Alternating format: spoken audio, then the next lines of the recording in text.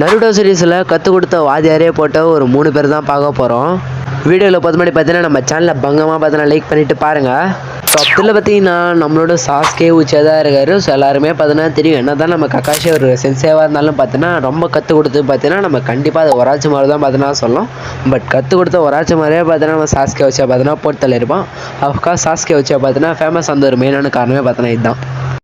அப்படி ஒராச்சும் மாதிரி போட்டு தள்ளினாலும் பார்த்தீங்கன்னா திரும்ப பார்த்தீங்கன்னா வந்திருப்பான். அதெல்லாம் பார்த்தீங்கன்னா வேறு விஷயம். சரி, டாப் 2ல் பார்த்தீங்கன்னா நம்மளோட பிளாக் ஜிட்ஸு தான் இருக்குது. ஸோ பிளாக் ஜிட்ஸு பார்த்தீங்கன்னா நம்ம ஆதரா பார்த்தீங்கன்னா போட்டு தள்ளிருக்கோம். சொல்லப்போனால் இந்த லிஸ்ட்டில் சேகலாமா இல்லைன்னு பார்த்தீங்கன்னா டவுட்டாக பார்த்தீங்கன்னா இருந்துச்சு. பட் எல்லாருமே பார்த்தீங்கன்னா தெரியும், நம்ம மாதரா வச்ச பார்த்தா நிறைய பார்த்தீங்கன்னா சொல்லி கொடுத்துருவோம் நம்ம பிளாக் ஜிட்ஸுக்கு. ஸோ கற்றுக் கொடுத்தோம் முதுகுலே பார்த்தீங்கன்னா குத்திருப்பான் நம்ம பிளாக் ஜிட்ஸு. ஸோ மாதரெல்லாம் பார்த்தீங்கன்னா ரொம்ப டிப்ரெஷனுக்கு பார்த்தீங்கன்னா போயிட்டு இருப்பாரு அந்த சம்பவத்துக்கு அப்புறம்.